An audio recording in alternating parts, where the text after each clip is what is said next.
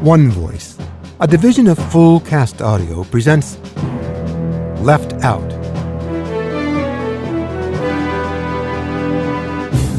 Written by Tim Green and performed for you by David Baker.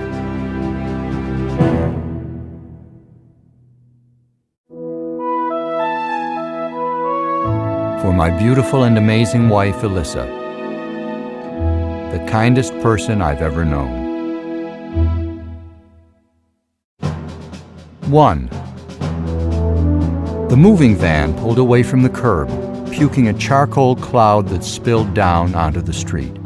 The only thing darker than the diesel exhaust was the sky, boiling now with purple clouds and the distant rumble of thunder.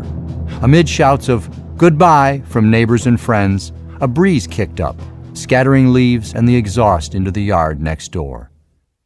Moving was a good thing. Landon's mom had gotten an even bigger job in an even nicer place. At least, that's how she and their dad had tried to sell yet another move to Landon and Genevieve. Landon glanced over at his little sister, who leaned out the car window taking pictures of her teary-eyed friends on the front lawn. Good at everything, she was like Landon's opposite. Genevieve had so much power over her friends that as they waved, they were careful to shout not only, "Goodbye, Genevieve, we'll miss you," but also, "Goodbye, Landon, goodbye." Landon could only guess what Genevieve had done to get those goodbyes for him.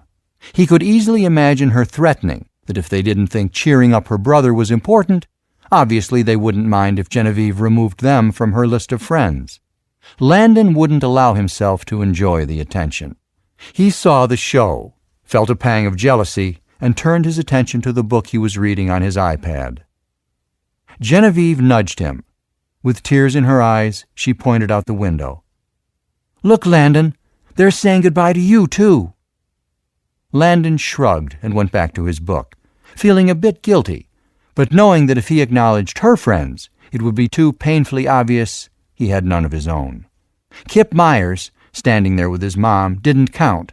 Landon knew Mrs. Myers had insisted that Kip make a show of saying goodbye. Her son stood slouched, his hand held up half-heartedly, his beady eyes hidden under long, shaggy hair blown by the wind.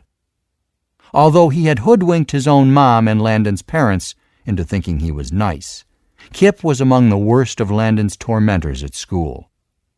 "Creep! Doofus!" Those were the best of the taunts Landon endured, and he had to admit that with the big earpieces he had to wear, along with the thick magnetic discs stuck to the sides of his skull so he could hear some sounds, he often felt alien himself, like the Wookiee from Star Wars or some other weird monster. Whenever he could, he tried to hide the cochlear implants that were attached to his head by wearing his Cleveland Browns cap, but hats weren't allowed in school, and his mom insisted they not ask for the rules to be bent. "Rules are made to be followed, Landon." His mother would pucker her lips in a prissy manner. "We don't want anyone to think you need to be treated differently than anyone else. Asking for exceptions suggests special needs, and you're not that." The phrase special needs was a red flag in Landon's home, mostly because of his mother's guilt, because she had refused to have Landon tested for any problem when he was a baby. At age 4, he was diagnosed as a special needs child. People said he would not do well in school, but Landon's mom insisted he was smart and that the doctors needed to figure out what was really wrong. They finally did, and discovered that Landon couldn't hear. He was deaf in both ears.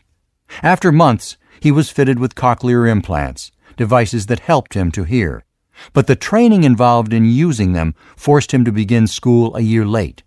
That's why he and his little sister were in the same class. Even though he got good grades, most people still mistook his trouble with hearing and his slightly garbled speech as a sign of mental slowness that meant he had special needs. So whenever those words came up, his mother denied them with great gusts of anger. The downside to his parents' insistence that he not be different was that Landon couldn't wear his cap in school to cover his implants. But the upside was that he could play off his mom's guilt just like other kids. That age-old strategy of parental manipulation had created a wonderful opportunity when his mother announced that she'd gotten a great new job at Smart Chips, which wasn't a high-tech company, but one that made organic snacks. When she told him and Genevieve about their next move, from Cleveland to New York over a dinner of spaghetti and meatballs, Landon faked distress and sadness. But in that instant, he decided to make a big change. His mother didn't know that, though. Over the next few days, he played the role of a victim with heavy sighs and frowns, all with one big goal in mind. And then he made his move, asking for his mom's commitment that when they arrived in Bronxville, where she could take the train in and out of the city to work each day, he would be allowed to play football. Landon loved football. It was a visual symphony sprinkled with violence that looked like it didn't really hurt because of all that padding. Landon watched religiously, Sunday, Monday, and Thursday nights. His team was the Browns, but he'd watch anyone and visualize himself in the midst of the fray. Being big was one of the most important things about football, and Landon knew he was big, really big. But what attracted him most about football was that its players were heroes, universally beloved by the cities in which they played, and sometimes nationwide. Landon craved that same universal acceptance and felt sure his goal of being liked would be achieved by becoming part of his own football team. As she had every time he'd brought up the idea of playing football in the past, his mom argued again about the dangers of the sport. But Landon insisted that he'd do what she wanted and stop sulking about the move if she would let him do what he wanted when they got to their new home. He tried to reassure her by saying, "Mom, look at me. I'm huge. I'll be great on the line." "Well," she finally said, "you and your father have tired me out. I don't know if it's even possible with your implants, but if a doctor says it is, then I don't see why not." His mother now sat ramrod straight in the driver's seat, ready for action and adventure. Laura, Genevieve's best friend, kept waving goodbye to Genevieve, and her mother, Mrs. Myers, leaned in through the window with one arm on the roof of the car. As if on cue, a crack of lightning split the sky, and the girls shrieked and headed for the garage overhang. The wind whipped even harder. "Well, Gina?" Mrs. Myers leaned in for a goodbye hug and then glanced up at the sky. "You and Forrest timed it perfectly, getting out of here in front of this storm."